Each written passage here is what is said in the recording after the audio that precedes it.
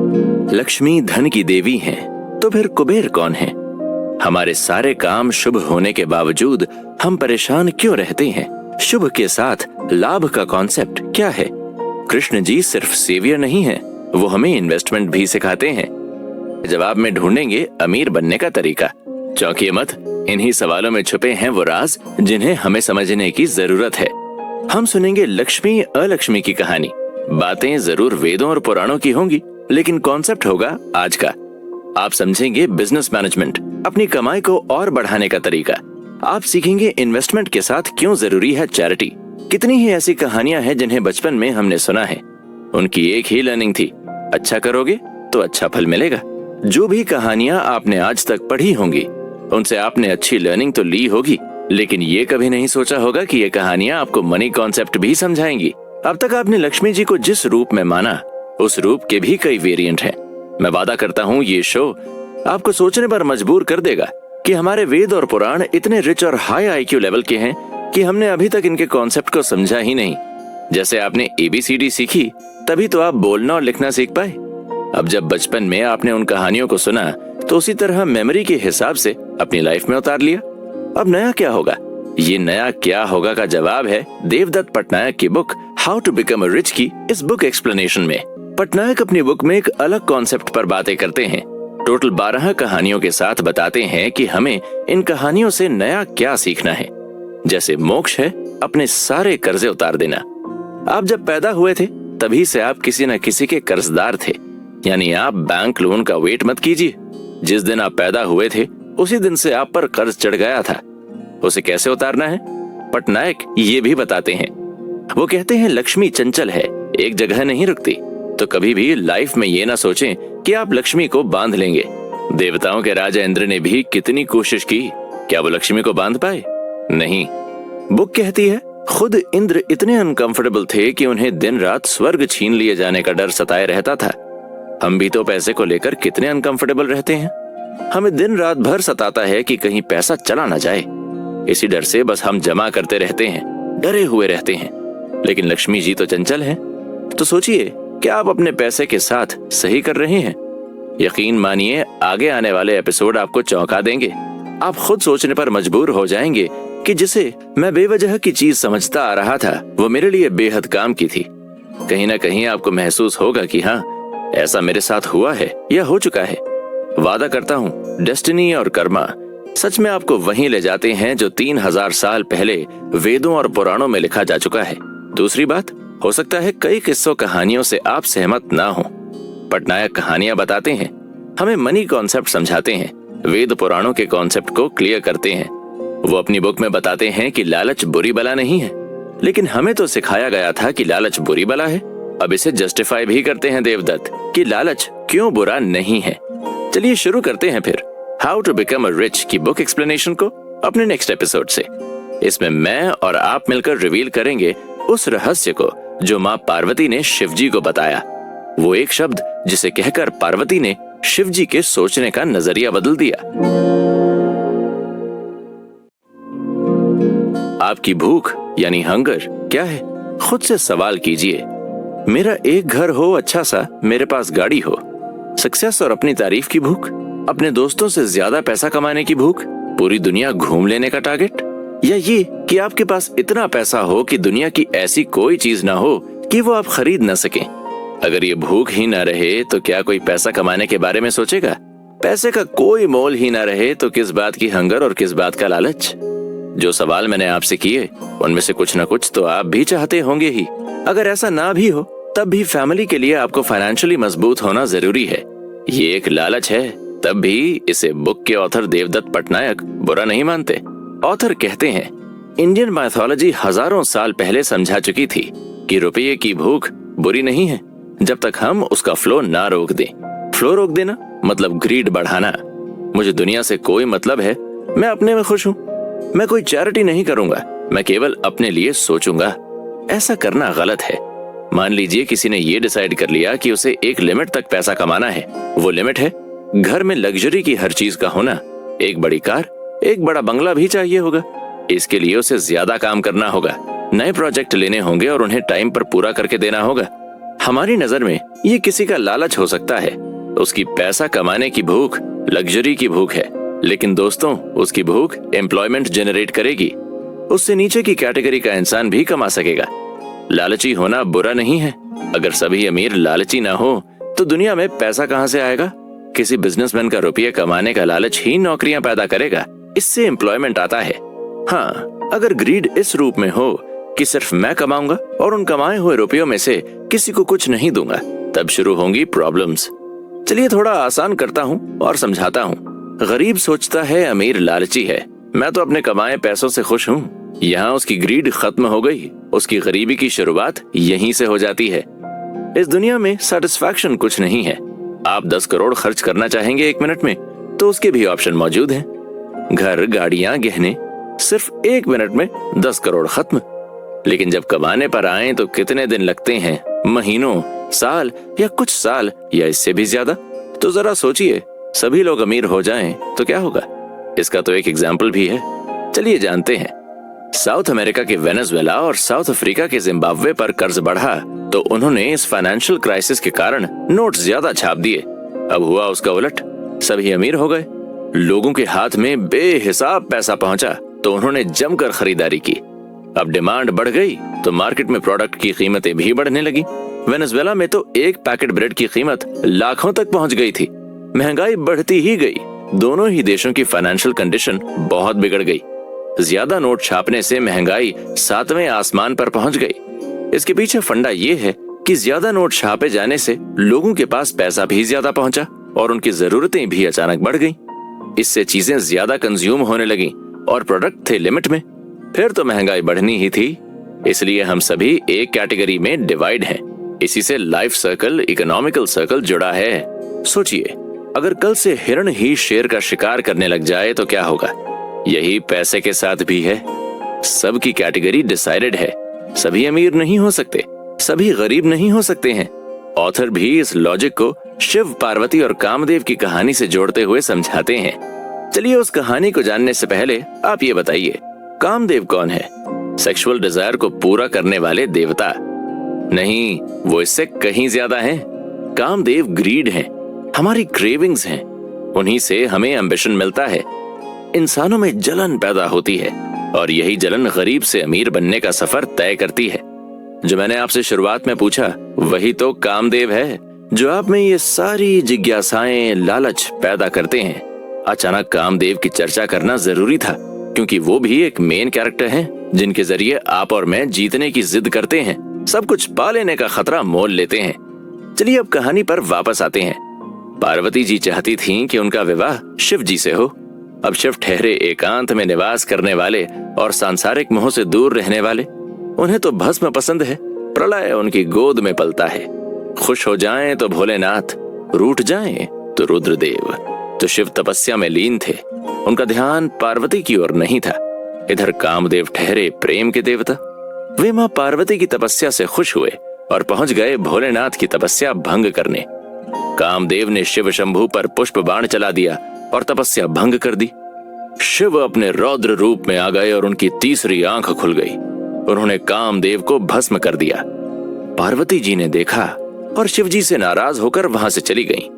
उन्होंने सिर्फ एक शब्द कहा, यू आर द डिस्ट्रॉयर। ये कहते ही पार्वती जी वहां से गायब हो गईं। अचानक शिवजी को नजर आया, कामदेव के भस्म हो जाने के बाद दुनिया से भूख, लालच, वासना और जलन की भावना खत्म हो रही है। पौधे सूखने लगे थे, हिरणों ने घास चरना बंद कर दिया, शेर ने शिकार करना बंद कर दिया। पृथ्वी पर सभी लोग मरने लगे। ऐसे मानिए कि पृथ्वी पर प्रोडक्शन ही बंद हो गया। बचे तो सिर्फ पृथ्वी, अग्नि, जल और आकाश। पृथ्वी पर भूत पिशाचों के साए नजर आने लगे, जिनकी भूख और लालच खत्म होने का नाम नहीं ले रही थी। वे सिर्फ मजे के लिए लोगों को मारते और खा रहे थे। उन्हें ऐसा लालच था जो खत्म होना पॉसिबल नहीं था। ऐसा मंजर देख शिव भी चौंक गए। उन्हें एहसास हुआ कि काम यानी कामदेव के बिना जीवन संभव नहीं। कामदेव कौन है? मैं पहले ही उनसे आपका इंट्रोडक्शन करवा चुका हूँ। आप उन्हें सिर्फ सेक्सुअल डिजायर के देवता ना समझें। कामदेव वो हैं जो हमारी सारी दुनिया जीत लेने के लालच को बढ़ाते हैं। उनकी वजह से ही हम पागलों की तरह अपने टारगेट्स को पूरा करने में जुट जाते हैं। आपस में कंपटीशन शुरू हो जाते हैं, पैसा कमाने के और आगे बढ़ने के। अब शिवजी को समझ आ गया कि कामदेव को खत्म करने के बाद पार्वती जी ने उन्हें डिस्ट्रॉयर क्यों कहा। ठीक इसी तरह धन की भूख है जो अगर खत्म हो जाए तो सब कुछ खत्म हो जाएगा। प्रोडक्शन, रिप्रोडक्शन, कुछ नहीं बचेगा। देवदत्त समझाते हैं, अगर भूख नहीं होगा, पैसे का लालच नहीं होगा, तो सब कुछ ठहर जाएगा। मार्केट की डिमांड बंद हो जाएगी, कोई खरीदने वाला नहीं रह जाएगा, कंपटीशन खत्म हो जाएगा। ये भूख हमें आगे बढ़ने को मोटिवेट करती है। वो कहते हैं ये भूख हमें सभ्य बनाती है, लेकिन इस पर कंट्रोल रखना बेहद जरूरी है, नहीं तो ये हमें शिव पार्वती की कहानी के पिशाचों में बदल देती है, जो पर्याप्त मिलने के बाद भी भूखा रहता है। वो गलत है। गरीब, मिडिल क्लास और रिच क्लास को पटनायक एक नई डेफिनेशन देते हैं। वो कहते हैं कि जो लोग अपना खाना खुद बनाते हैं उन्हें गरीब माना जाता है। जो लोग पार्ट टाइम कुक रख सकते हैं वो मिडिल क्लास हैं। जिनके पास फुल टाइम कुक है वो लोग अमीर हैं। पटनायक कहते हैं अपने कपड़े धोना और उसे आयरन करना गरीबी की निशानी है। जो लोग वॉशिंग मशीन खरीद सकते हैं वो मिडिल क्लास से हैं। जो इन सब चीजों के लिए एक फुल टाइम नौकर रख सकते हैं वो लोग रिच क्लास से बिलोंग करते हैं। काम ही हमें गरीब से अमीर तक का सफर तय करने के लिए मोटिवेट करता है। आप ग्रीड और अपने एम्बिशन को जस्टिफाई नहीं कर सकते हैं। गरीब आदमी को एक अमीर आदमी लालची लग सकता है, अमीर खुद को एम्बिशियस मान सकते हैं। जबकि एक जॉब करने वाला इंसान खुद की सैलरी से खुश है तो वो ना तो ग्रीडी है ना एम्बिशियस। इसलिए लालच को अलग अलग तरीके से देखने की जरूरत है। अगर हम लालच और जरूरत के अंतर को समझें तो अगर ये डिमांड के रूप में बढ़ती जाएगी तो लोग अमीरों से इसे छीनने की कोशिश करेंगे। अमीर व्यक्ति में पैसे की भूख ही नहीं रही तो गरीब कहाँ जाएंगे। अमीर बनने की चाहत एकदम नॉर्मल है, इसमें किसी तरह का कोई लालच नहीं है। अगर ये लालच, ये भूख खत्म हो गई तो सोचिए पृथ्वी पर क्या होगा। चलिए अब नेक्स्ट एपिसोड में जानते हैं कि आप भी देवता कैसे बन सकते हैं। तो प्रीवियस एपिसोड में हमने जाना कि लालच बुरी बला नहीं है और ना ही कामदेव सिर्फ डिजायर के देवता हैं। कहीं ना कहीं उनसे हमें मोटिवेशन मिलता है, बस हमारी क्यूरियोसिटी बनी रहे जो कि जरूरी है। इस एपिसोड में हम आपको बताएंगे कि क्यों जरूरी है हवन और यज्ञ। ऑथर ने यहाँ इस एपिसोड में दो कैटेगरी बताई हैं, एक देवता है और एक है यजमान। देवता मतलब भगवान और यजमान यानी हम लोग, हम इंसान। इनके बीच की कड़ी है यज्ञ। जब आप यज्ञ करते हैं या कभी घर में होने वाले हवन में बैठे होंगे, आपके घर आए पंडित जी ने आपसे एक शब्द कहा होगा कि आपको अपनी इच्छा बोलते हुए कहना है स्वाहा। अब देखिए ऑथर स्वाहा को एक अलग कॉन्टेक्स्ट में पेश करते हैं। स्वाहा का मतलब है किसी को कुछ सर्विस देना या उसे किसी भी प्रकार का सामान देना, बदले में तथास्तु से पैसे लेना। यानी अगर हम यजमान बनते हैं तो देवता हमें स्वाहा के बदले कुछ न कुछ फल जरूर देते हैं। तो कभी हम देवता हैं जिनसे आपके करीबी रिश्तेदार ये होप रखते हैं कि बदले में आप कुछ न कुछ जरूर देंगे। यानी अगर हमने इस जीवन में इंसान के रूप में जन्म लिया है तो हमें देवता और यजमान दोनों का रोल निभाना होगा। पटनायक कहते हैं ये सिर्फ पैसे के कॉन्टेक्स्ट में नहीं है बल्कि मदद को भी इसमें शामिल किया गया है। चलिए इसे समझते हैं ब्रह्मा जी की कहानी से। ब्रह्मा जी को क्रिएटर कहा गया है, उन्होंने ही पूरी यूनिवर्स को बनाया है। हम सभी उन्हीं की ही संतानें हैं। ऑथर पटनायक ने ब्रह्मा जी की कहानी से गिव एंड टेक के कॉन्सेप्ट को समझाया है। जब तक हम बांटना या फीड करना नहीं सीखेंगे हम बिजनेस मॉडल को आगे नहीं चला पाएंगे। आपको ब्रह्मा जी से जुड़ी वो कहानी तो याद होगी ही जिसमें उन्होंने पृथ्वी के अपने सभी बच्चों को खाने पर इनवाइट किया। तो ब्रह्मा जी के इनवाइट पर सभी संतानें यानी उनके बच्चे पहुंचने लगे। उन्होंने खाने से पहले एक शर्त रख दी, सब चाहे जितना खाएं लेकिन कोहनी कोई नहीं मोड़ेगा। अब सब टेंशन में कि बिना कोहनी मोड़े कोई कैसे खा सकता है, पर शर्त थी तो थी। सब एक दूसरे के मुंह ताकने लगे। कुछ ने बिना सोचे खाने को जमीन पर गिराया और मुंह से चाट कर खाने लगे। वो पशु यानी एनिमल कहलाए। कुछ गुस्सा हो गए और शिकायत करने लगे जो असुर कहलाए। कुछ तो ऐसे थे जिन्होंने ब्रह्मा जी को बुरा भला कहा और वहां से जबरदस्ती खाना लेकर चले गए, उन्हें राक्षस कहा गया। कुछ थे जिन्होंने खाना लिया और अपने पास बैठे हुए व्यक्ति को खिलाना शुरू किया, इस होप में कि शायद खा लेने के बाद वो भी उन्हें इसी तरह से फीड करेंगे। इन्हें यजमान कहा गया। अब यहाँ समझना होगा कि हम यजमान की कैटेगरी में आते हैं। अगली कैटेगरी थी देवताओं की, जो एक दूसरे के सामने बैठे थे और बिना कोहनी मोड़े एक दूसरे को खिलाने लगे। वो कहलाए देवता। अब ये कहानी यहीं खत्म नहीं होती। इसे पटनायक धन से जोड़ते हैं, बताते हैं कैसे चलता है रूल ऑफ मनी। पटनायक बताते हैं पशु यानी एनिमल, राक्षस और असुर अपना खाना छीनकर या जमीन पर गिरा कर खाते हैं। उनका सिविलाइजेशन से कोई वास्ता नहीं है। अब बचे यजमान और देवता। हम भी अपनी लाइफ में दो तरह के कैरेक्टर निभाते हैं, एक यजमान और एक देवता। देखिए, जब आप किसी को फीड करते हैं या कुछ देते हैं तो बदले में कुछ ना कुछ चाहते हैं, यानी एक्सचेंज की डिमांड रखने वाले हम यजमान हैं। सीधे सीधे समझें तो आपने किसी की मदद की तो आप जरूर चाहेंगे कि बदले में कभी जरूरत पड़ने पर आपकी भी मदद हो सके। अब बताते हैं आप देवता कैसे हैं। वो ऐसे हैं कि जब किसी हेल्प के बदले हेल्प मिलना तय हो, इसे पैसे के कॉन्टेक्स्ट में समझें तो सर्विस के बदले पैसे मिला। अब यजमान और देवताओं के बीच की कड़ी को यज्ञ से डिफाइन किया गया है। हमें ये करना जरूरी है। वेदों और पुराणों में हमें यज्ञ और हवन की एडवाइस दी जाती है। इसके मायने हैं कि हम यजमान हैं और हमें ब्रह्मा जी की कहानी की तरह अपनी इच्छाओं को देवताओं से मांगना है। ठीक ऐसे ही बिजनेस मॉडल में हम कोई सर्विस या किसी भी तरह का कोई भी सामान देते हैं तो बदले में उनसे रुपये लेते हैं। जितनी अच्छी सर्विस उतना अच्छा पैसा। वहीं कभी कभी हम देवता होते हैं जो किसी के स्वाहा के बदले तथास्तु कहते हैं। आज के समय में यजमान को समझने के लिए अपने इन्वेस्टमेंट को देखिए। आपने बैंक को आज पैसा दिया, वो आपका था, लेकिन बदले में आपने चाह रखी कि कुछ दिनों या महीनों या सालों बाद उसका आपको अच्छा खासा प्रॉफिट मिलेगा। देवताओं और इंसानों के रेफरेंस से पटनायक समझाते हैं लेन देन, बिजनेस यानी रिपे। आज हमने किसी से कुछ लिया और उसे समय पर लौटाया। यही सिविलाइजेशन में रहने का तरीका है। अगर आप ऐसा नहीं करते हैं तो आपकी कैटेगरी पशु या राक्षस या असुर की होगी, क्योंकि सिविलाइजेशन में इन चीजों को ठीक नहीं माना गया है। चलिए इसे थोड़ा आसान करते हैं। एक पेन पेपर लीजिए और दो टेबल बना लीजिए। एक में आप अपने देवताओं के नाम लिखिए जिन्होंने आपसे कुछ मांगा हो, और एक पर यजमान बना लीजिए जिनसे आपने कुछ मांगा हो। अब आपको इसका कॉन्सेप्ट समझ आ रहा होगा। आप जिनसे कुछ पाने की उम्मीद करें वो आपके भगवान हैं। जो आपसे कुछ मिलने की उम्मीद रखे वही आपका यजमान है। इस कॉन्सेप्ट को बताते हुए बुक के ऑथर देवदत्त पटनायक कर्म से जातियों का बनना बताते हैं। वो कहते हैं इंडियन इकोनॉमिक सिस्टम में कास्ट में डिवाइड है।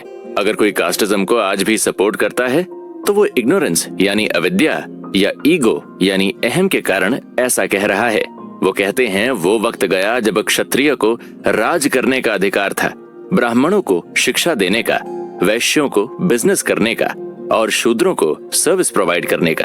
अब सिर्फ दो वर्ण हैं, शूद्र एम्प्लॉई और वणिक यानी बिजनेसमैन। लक्ष्मी जी के कॉन्सेप्ट से समझें तो जो सेवा करता है वो शूद्र है, और जो किसी भी प्रकार का प्रोडक्ट सेल कर रहा है वो वणिक यानी बिजनेसमैन है। वो कहते हैं अब कर्म इंसान का वर्ण डिसाइड करता है। जैसे सर्व करने वाला शूद्र किसी भी जाति का हो सकता है। अगर कोई ब्राह्मण सर्विस प्रोवाइडर है तो कर्म से शूद्र है, यानी वो किसी न किसी सर्विस से जुड़ा है। पटनायक आईटी कंपनीज और यहाँ तक कि पॉलिटिशियन को भी शूद्र बताते हैं, क्योंकि ये सब सर्विस प्रोवाइडर हैं। ये तो हो गई देवता बनने की बात। अब हम देवताओं से ही और क्या बिजनेस स्ट्रेटजी सीख सकते हैं, ये जानने के लिए आपको सुनना होगा हमारा नेक्स्ट एपिसोड। आजकल टेक्नोलॉजी इतनी एडवांस हो चुकी है कि मार्केट में कंपटीशन बहुत बढ़ गया है। क्या होगा अगर किसी के बीच कोई कंपटीशन ही ना हो? यही बात हमें ऑथर इंद्र से भी सीखने को कहते हैं। इस एपिसोड में हमें पटनायक इंद्र की कहानी से मार्केटिंग स्ट्रेटजी बताते हैं। देवराज इंद्र हमेशा अपने स्वर्ग को लेकर चिंता में रहते थे। स्वर्ग उनसे छिन न जाए इसके लिए उन्होंने कितनी ही बार धोखा भी किया और मदद भी मांगी। हम भी बिजनेस में क्या करते हैं, अपने बिजनेस को बचाने के लिए मदद लेते हैं। एडवर्टाइजमेंट के जरिए कुछ न कुछ नया प्रोवाइड करने की कोशिश करते हैं। ये भी तो कहते हैं कि मेरी सर्विस सामने वाले की सर्विस से लाख गुना अच्छी है। बुक के ऑथर पटनायक इंद्र की कहानी सुनाते हुए कहते हैं देवराज इंद्र यानी देवताओं के राजा, जिसके पास हर वो चीज है जो आज के अमीर आदमी के पास हुआ करती है। वे बारिश के देवता हैं। पृथ्वी पर जब चाहें बारिश करवा सकते हैं। उनकी पत्नी शुचि, जिन्हें लक्ष्मी के समान कहा गया है, उनके पास ही स्वर्ग है जिसकी इच्छा हम भी करते हैं।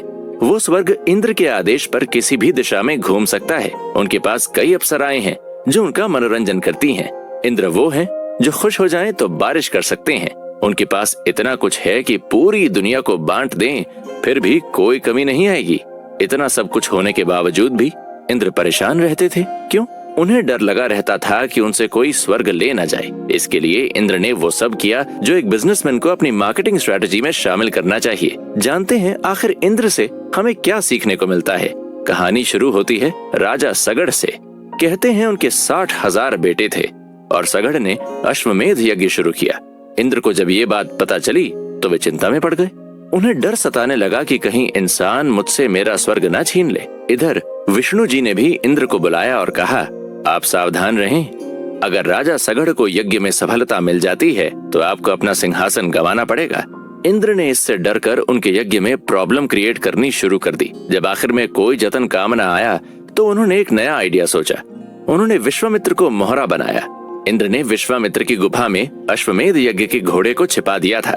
राजा सगड़ के बेटों ने जब घोड़े को वहां बंधा पाया तो उन्होंने घोड़ा चुराने का अपराधी विश्वामित्र को ही समझ लिया और उनको काफी अपमानित किया। परिणाम स्वरूप ऋषि को क्रोध आ गया और फिर उन्होंने अपनी आंखों से निकली ज्वाला से राजा सगड़ के 60,000 पुत्रों को भस्म कर दिया।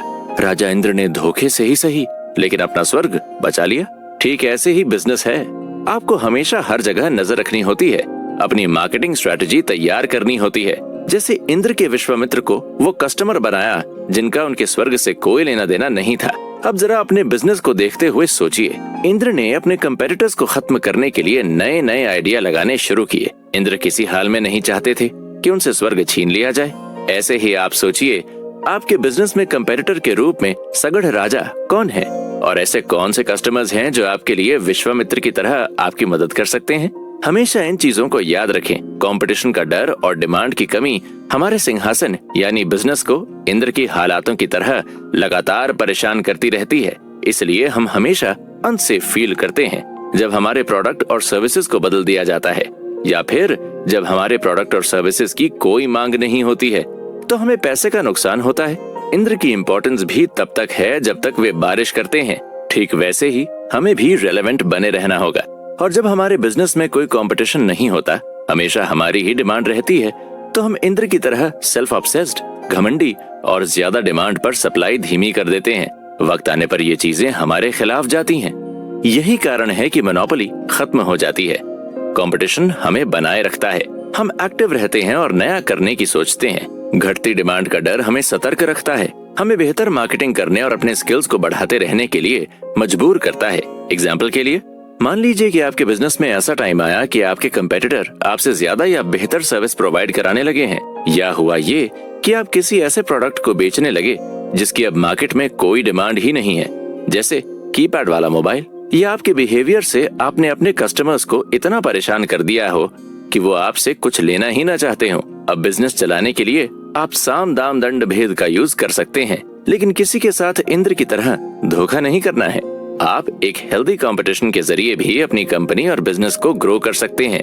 मालूम करिए इंटरनेशनल मार्केट के क्या चेंजेस आ रहे हैं। क्या पॉसिबल है कि वो ट्रेंड आप इंडिया में लेकर आ सकें? दोस्तों, जरूरी नहीं हर चीज धोखे से ही जीती जाए। आप लक्ष्मी जी को पास रखना चाहते हैं तो वो सब आइडियाज अपनाइए जिनसे वो खुश होती हैं। जरूरी है समझना कि आखिर हमारे वेद हमसे चाहते क्या हैं। ये सोचिए कि लोग अब क्या खरीदना ज्यादा पसंद करते हैं। आप अपने बिजनेस को देखिए, कंपेयर कीजिए कि जो आपसे आगे निकल रहा है उसमें कुछ न कुछ बात तो होगी। वो कस्टमर से कैसे बात कर रहा है, क्या उसके पास वही चीजें हैं जो आप बेच रहे हैं, या फिर उसकी कोई मार्केटिंग स्ट्रेटजी जिसे आप पहचान नहीं पा रहे हैं। मालूम कीजिए जो आप बेच रहे हैं क्या वो असल में लोगों की जरूरत की चीज है। आप गंजों के मोहल्ले में कंघी नहीं बेच सकते, या फिर स्मार्टफोन के जमाने में कीपैड वाला मोबाइल। लोगों की डिमांड और अपने प्रोडक्ट में आपको बदलाव करते रहना होगा। इंद्र भी अपने मजे में लगे रहे, उन्होंने लोगों की परवाह नहीं की। उनको मोनोपोली का घमंड था। उन्होंने अपने एडवाइजर की बातों को भी इग्नोर किया। आपको ये बात समझनी होगी कि जब तक हमारे पास पैसा आ रहा है हम इंद्र की तरह हैं। इसका मतलब है कि हम लोगों के लिए, अपने बिजनेस के लिए अच्छा कर रहे हैं। हम वो चीज प्रोवाइड कराने में सक्सेसफुल हैं जो आज की डिमांड है। लेकिन याद रखिए, राजा सगड़ और विश्वामित्र हर किसी की लाइफ में है जो आपके बिजनेस के लिए खतरा बन सकते हैं। चलिए अब नेक्स्ट एपिसोड में जाके कर्ज को वेदों के जरिए अच्छे से समझते हैं। दोस्तों, हमें इस शो की शुरुआत में आपसे कहा था कि जिस दिन आप पैदा हुए उसी दिन से आप पर लोन शुरू हो गया था। आप इस दुनिया में आए हैं तो किसी न किसी के कर्जदार हैं। कहीं ना कहीं इसी लाइफ में आपको उनका कर्ज चुकाना ही है। मैं बैंक लोन की बात नहीं कर रहा, वो तो आप लेंगे ही। इसको बुक के ऑथर देवदत्त ऐसे समझाते हैं, कर्ज जितना जरूरी है, कर्ज यानी जिम्मेदारियां, और जब तक जिम्मेदारी नहीं आती इंसान समझदार नहीं होता। अब कर क्या है, ये हमें मजबूर करता है कि हम पैसे कमाएं, ज्यादा से ज्यादा कमाएं, ताकि हम अपनी फैमिली को खुश रख सकें। कर्जा हमें दूसरों से आगे निकलने की इंस्पिरेशन देता है। ऑथर पटनायक इसे एक बात से समझाते हैं, खर्च करके आप पैसा नहीं खो रहे हैं, ज्यादा से ज्यादा क्या होगा, डेट ही तो बनेगा। इसे तो आपको कमाते हुए ही चुकाना है। अगर आप कमाई नहीं करते तो फिर आप इन पैसों को खोना शुरू कर देते हैं। यानी आप सिर्फ कर्जा ही लिए जाएं और कमाने की ना सोचें तो वो गलत है। मतलब साफ है, कर्ज होना भी आपको कमाने को मजबूर करता है।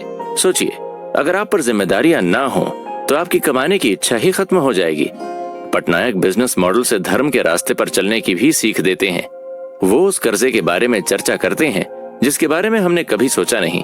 वो आगे कहते हैं, जिस दिन हम पैदा हुए थे उसी दिन से कर्जे में हो गए थे। जब हम कमाने की सोच रहे थे उससे पहले ही हम पर कर्ज हो चुका था, और ये आपके साथ नहीं सभी के साथ होता है।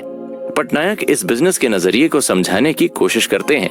उन्होंने अगस्त्य ऋषि की कहानी के जरिए आज के माहौल को समझाने की कोशिश की है। इस दुनिया में जो भी इंसान जन्म लेता है वो अपने पेरेंट्स, गुरु, धरती और धर्म का कर्जदार बन जाता है। जब तक ये 5 डेट वो चुका नहीं देता तब तक जन्म मरण के बंधन में बंधा रहता है। अब जरा इस बंधन को समझते हैं। सबसे पहले माँ का कर्ज चुकाने के लिए कन्यादान करना चाहिए। अपनी बेटी का कन्यादान तो सभी करते हैं, लेकिन किसी और की बेटी का कन्यादान करेंगे तो डेट उतरेगा। इसके लिए आपको मजबूर तो नहीं किया जा सकता, लेकिन कहीं ना कहीं धर्म के नाते हमें इस कर्ज को उतारने की कोशिश करनी चाहिए। दूसरा, पिता से ही जन्म होता है, पिता पालनहार होता है, इसलिए पिता का कर्ज चुकाने के लिए हमें भी संतानें पैदा करनी होंगी, उन्हें फीड करना होगा। इसके साथ साथ ही आपकी पत्नी का कर्ज भी आप पर चलता रहता है, जिससे आप कमाकर या जीवन भर साथ देकर पूरा करते हैं। लाइफ में आप जिससे भी सीखें वो आपका गुरु है, और उसी का कर्ज चुकाने के लिए आपको औरों को भी एजुकेट करना चाहिए। इसका ये मतलब नहीं कि आप स्कूल में पढ़ाने ही लग जाएं। आप लोगों को वो सिखाएं जो आप जानते हैं। बुक में ऑथर पटनायक ने धरती यानी अर्थ और धर्म का कर्ज चुकाने की बात भी कही है। अब धरती और धर्म का कर्ज कैसे चुकाएंगे वो भी जान लीजिए। चैरिटी कीजिए, गरीब की मदद कीजिए, टाइम पर टैक्स भरिए और जरूरतमंद को देवता की तरह खाली हाथ नहीं जाने दें। यही धर्म और अर्थ का कर्ज है। इसके बाद ऑथर फिर ले चलते हैं हमारे वेद पुराणों की तरफ, जो हमारा जन्म से ही कर्जदार होने के कॉन्सेप्ट क्लियर करता है। इसे उन्होंने ऋषि अगस्त्य की कहानी से समझाते हुए बताया। ऋषि अगस्त्य ने एक रात सपने में अपने पूर्वजों को देखा। उन्हें पूर्वज नरक में उल्टे लटके दिखाई दिए, जो रो रहे थे और कह रहे थे कि तुमने अच्छे काम तो किए, लेकिन हमारा कर्ज नहीं चुकाया। हमने तुम्हें जन्म दिया, हमने तुम्हें बड़ा किया, तुम्हें खिलाया, तुम्हें रहने को छत दी, तुम्हें पढ़ाया। अब हमारा जो एहसान है, जो कर्जा है, उसे तुम्हें इसी जन्म में चुकाना है। अगस्त्य ऋषि ने सोचा कि उन्हें एक बच्चा गोद लेना चाहिए ताकि वो अपने पूर्वजों का ऋण चुका सकें। उन्होंने मालूम करना शुरू किया और कई लोगों से मिले, लेकिन सवाल था कि ना तो उनके पास कोई पैसा था, ना ही घर, और ना कमाने का कोई सोर्स। फिर वो उस बच्चे को कैसे पालते? किसी की एडवाइस पर उन्होंने शादी करने का फैसला किया। वे राजा के पास गए और लोपामुद्रा का हाथ मांगा। राजा जानते थे कि ऋषि को मना किया तो उनके लिए जान का खतरा है। ऐसे में उनकी जान बचाने के लिए लोपामुद्रा ने ऋषि अगस्त्य से शादी करने की हामी भर दी। अब सवाल था वो कर्ज चुकाने का जिसे लेकर ऋषि ने शादी करने की सोची थी। जब लोपामुद्रा ने उनसे कहा, मैं आपके साथ आई हूँ, लेकिन मुझे वैसे ही ट्रीट कीजिए जैसे मेरे पिता ने किया, महल, सोने का बिस्तर, धन दौलत। देखिए, लोपामुद्रा एक जरिया बनी थी जिसके जरिए ऋषि अगस्त्य को ये मालूम चले कि उन्हें अपनी लाइफ में जरूरी कर्जों को चुकाना ही है। तो लोपामुद्रा की बात मानकर ऋषि चल पड़े। लोपामुद्रा ने जो चीजें मांगी थीं, उसके लिए ऋषि ने लोगों से हेल्प मांगी, लेकिन उनकी प्रॉब्लम सॉल्व नहीं हुई। उन्हें किसी ने अतापी वातापी के बारे में बताया जिनके पास बहुत सारा सोना था। अब वे पहुंचे अतापी वातापी के पास। पहुंचते ही उन्होंने दोनों राक्षसों से उनका सोना मांगा, जो उन्होंने यहाँ से गुजर रहे शरीफ लोगों को मारकर इकट्ठा किया था। दोनों असुरों ने कहा, बिल्कुल ऋषि, हम आपको सोना देंगे, लेकिन आपको हमारे यहाँ भोजन करना होगा। आपको मालूम ही होगा, अतापी वातापी दोनों ऐसे राक्षस थे जो ऋषियों को मारकर खा जाते थे। वो ऋषियों को भोज पर बुलाते और उन्हें खा जाते थे।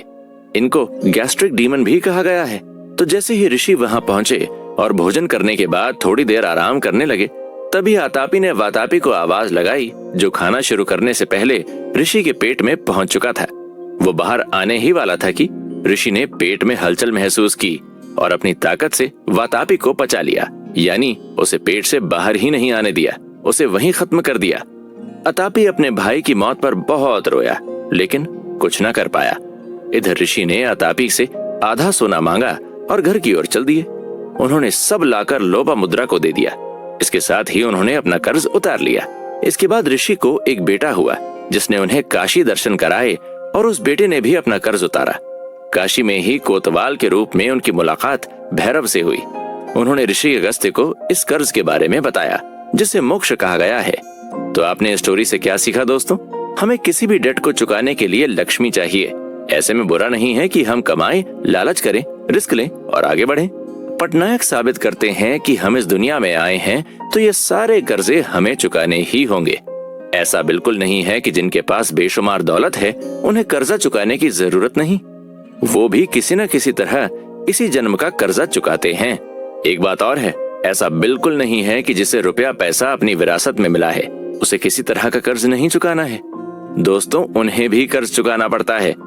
उन्हें लगता है कि फैमिली से जो विरासत में है उसके बाद उनकी लाइफ आसान हो जाएगी, लेकिन ऐसी किस्मत की भी कीमत चुकानी पड़ती है। जो लोग विरासत में लक्ष्मी साथ लाए हैं उन्हें अपनी फैमिली के हर ऑर्डर को फॉलो करना होता है, यानी उन्हें बंधनों में रहना होता है। चलिए ये भी मैं आपको समझाता हूँ। ऐसे किस्मत वालों को उन लोगों से शादी करने के लिए मजबूर किया जाता है जिनसे वो प्यार नहीं करते हैं। यहाँ उनकी मर्जी बिल्कुल नहीं चलती और उन लोगों से दोस्ती करने को कहा जाता है जिन्हें वो पसंद नहीं करते हैं, और उन फंक्शन का हिस्सा बनना पड़ता है